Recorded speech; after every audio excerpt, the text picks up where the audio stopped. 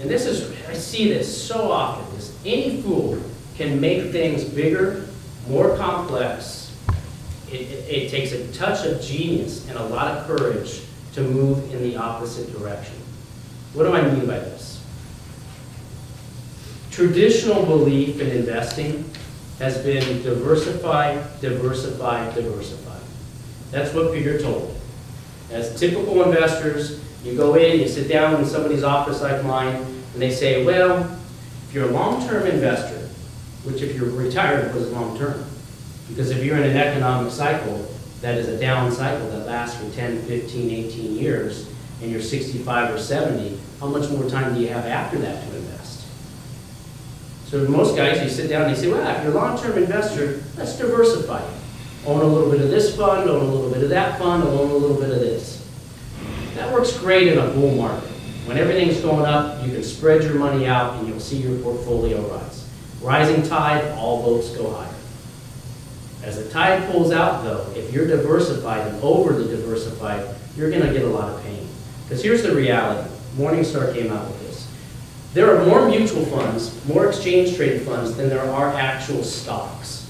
And so what we found is that portfolios that contain more than 8 mutual funds were often over-diversified, causing a lot of duplication within the underlying assets. So inside a mutual fund, you have a bunch of different stocks. Well, I see this all the time as people bring me in portfolios and I evaluate them. They will have a Vanguard index fund and a Fidelity Contra fund. Well, they're almost identical funds. When you look under the hood and see what drives them, you find that they both have Microsoft, they both have IBM, they both have Hewlett-Packard.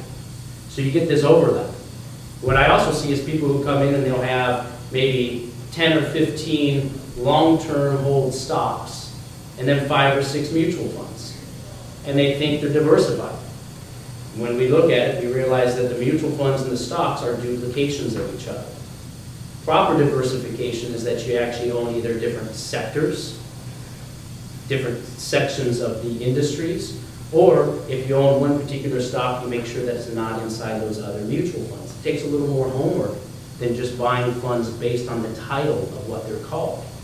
So in a bear market, in what we're doing right now, it takes a lot of courage to actually simplify a portfolio because it goes against the common belief of diversification. Diversification does not work in a bear market. And I think most of you, if you've looked at your portfolios and they're down 20, 30, 40% over the past year, and you felt, wow, how did that happen? I'm diversified. You're experiencing what I'm saying. Is because in these kinds of markets, simplicity makes sense. There's only a handful of assets out there that actually make money in these markets. I had a guy say last year to me, he goes, there's only 2 positions in this market, cash and fetal. And he's absolutely true. Because cash makes money, because you're not learning, you get a little bit of a yield. And then outside of that, you got to be real nimble on the other asset categories. We've seen the dollar stay strong, but that's not because it should. It's just because dollars and currencies are all relative. You could have a strong dollar because everybody else feels the rest of the world is in worse shape than we are. The one thing that the U.S. will always be able to export is flight to safety. You have strength in treasuries, but that will change too.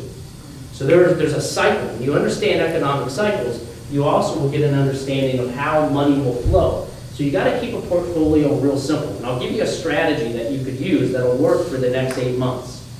Is if you look at how things melt down, and you look in the credit markets, because these problems started in the credit markets, they'll be solved in the credit markets. So when you look at the credit markets, you have treasury bonds, you then have what are called agency bonds. Agency bonds are going to be mortgage-backed bonds, Fannie Mae, Freddie Mae, Freddie Mac, you name it. Agency bonds are mortgage-backed bonds. And then you have corporate bonds. Okay? When Armageddon looks like it's on the horizon, when it looks like there's going to be a recession/depression, and there's going to be bankruptcies within corporations, and investors are uncertain of what's around the corner, the first thing they do is they forget about return on their money. They don't care about what they're earning, what they're going to focus on. The big dollar guys, they're going to focus on return of their money. So how do they do that? They sell anything that isn't a treasury, and they go into treasuries. We saw that happen at the tail end of last year. We've seen treasury yields go to the lowest point we've ever seen in history, which means the bond prices have gone higher. Everything's supply and demand. That means there's a lot of demand for the bonds, pushes the price higher. So that's where all the investors run to for safety. Now the Fed comes out at the end of December, in the last meeting that they have. They lower interest rates to 0, and then they say, you know, we're going to go out there and we're going to buy mortgage-backed bonds. Why do they do that? Because what they're trying to do is flush everybody out of treasuries. And it worked, because over the past 4 weeks, we've seen treasuries sell off, interest rates rise, and we've seen mortgage rates actually come down as a lot of investors have ran into buying mortgage-backed bonds. Because the big money, the Fidelities, the Oppenheimers, the Vanguards, they want to buy that stuff, and then they want to turn around and sell it to the government when the government starts buying it. Well, the government started buying it in the first 2 weeks of January.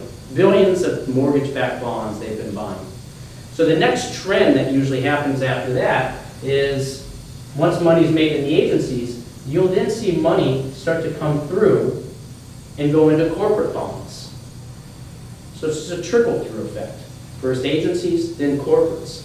Now, as an investor, you have to understand that when a bond comes out, it's issued at 100, what we call par value.